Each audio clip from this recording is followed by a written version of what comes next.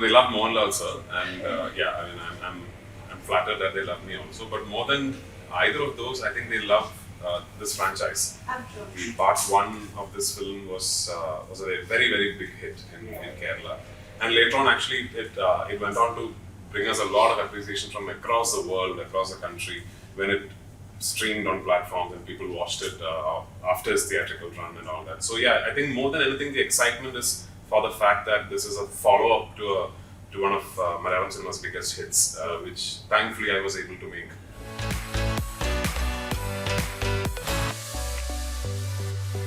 The pressure is all outside. You know, you can't let that pressure dictate how you make the film. And one thing that I'd like to bring to your notice, which I think most of the viewers in Kerala already know, is that this is not a part 2 that was made as an afterthought, as a follow-up to the success that part 1 had. Even when we were writing part 1, we knew that it was going to be a three film series. We knew that the entire story can only be set in 3 parts. But of course, when we made part 1, we didn't say that because we didn't know if part 1 was going to work. You know, unless it worked, a part 2 was not going to happen. So when part 1 released, at the success celebration of part 1, we did say that there will be 2 more films following it in the same franchise.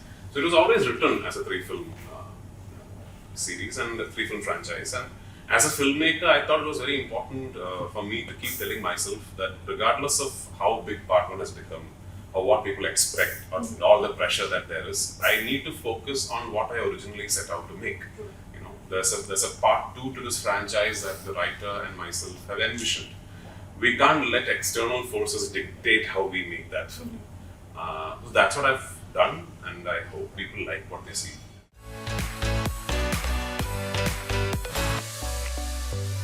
There's a part 3 too, you know. So, so I can't tell you the entire story in part 2, but there is a, yeah, I mean, you're going to get a lot more information about who and what these characters are in part 2.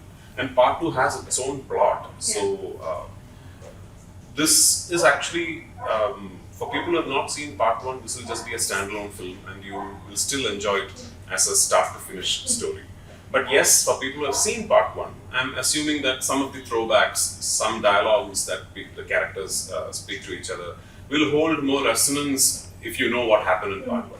Even otherwise, we're very keen that this should still serve its purpose as a standalone film, and I think it does.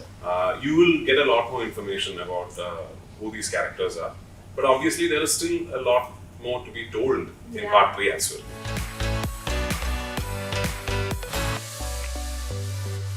I mean, directing him is like the easiest thing to do. He's one of the easiest directors to direct. No, I mean, yeah, he's very gifted, obviously, but I don't just mean that. But the way he's as a professional really puts you at ease as a filmmaker. This is the 3rd film I'm directing, and all 3 films have Mr. Mohanlal, as a lead in it. And it's been an absolute privilege because, you know, I'm an actor primarily, and directing Mohanlal sir is a constant reminder to myself how I need to conduct myself as an actor. You know, because the way he surrenders to the material, the way he surrenders to the director's vision, it's just a joy. And he's just one of those actors that have got immense talent, and he'll just bring that immense talent and completely surrender that to you and then ask you, now you tell me what you want me to do. What could be a bigger joy for any filmmaker? Yeah, so I mean, I just, in fact, Mohanlal sir is the least tense I've ever been directing. You know, I think the most I'm comfortable, I'm cool, and I'm not worried at all is when I'm directing him.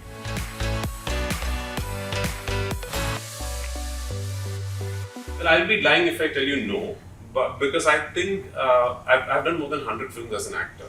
So I think I have a fair idea of what makes an actor uncomfortable, or what is an actor looking for from a director. I know what I look for from a director. I know what would make me uncomfortable on a set. I know if there's a complex scene being shot, what would I be hoping for as an actor? And as a filmmaker, I keep reminding myself that, see, this is what you would have liked. If you are in front of the camera for this particular scene, for this particular shot, this is what you would have been hoping for. So I think that way I have a slight advantage in terms of understanding actors. And when you see my films, you might not realize this because they're these big canvas, especially with Lucifer 2 with Empuraan, you have these big visuals, and I know after the teaser, maybe the whole conversation is about the technicalities of it and all that, but I'm always a believer that direction, more than anything else, is to get the performances right. And what I enjoy the most is shooting close-ups.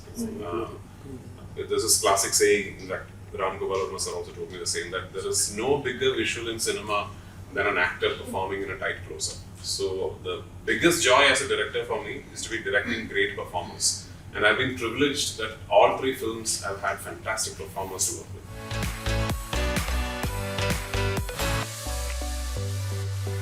The budget of a film is not determined by the director, it is not determined by the producer, it is not determined by the star. The budget is determined by what is written on paper. So when you have a script written, and as a director and a producer, you sit across the table and you sort of conceive how that is going to be as a film, you realize this is going to take this much money. You either spend that kind of money and do what's on paper, or you decide, listen, this is way beyond what we can do, we'll not do this.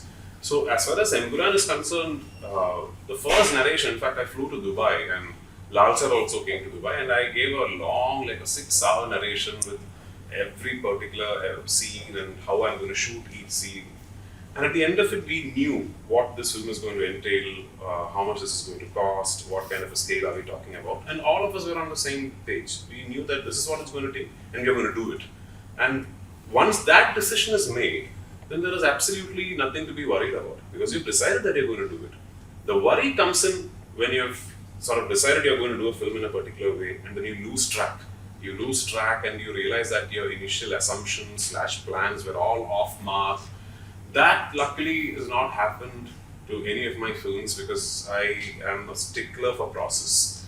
People who work with me will tell you the same thing, that if I go into a location, I know that I have 11 shots to take, and I take those 11 shots, and I do not take a 12th shot because I don't know what the 12th shot is. All 3 of my films, my first cut will be 3 hours and 1 minute, 3 hours and 2 minutes, and my final cut will be 2 hours and 59 minutes. That's it. That's all the extra footage that I would have shot. So that way, I'm a stickler for process, and once you're such a stickler for process, you don't lose track of what you're doing. There was no worry while making this film.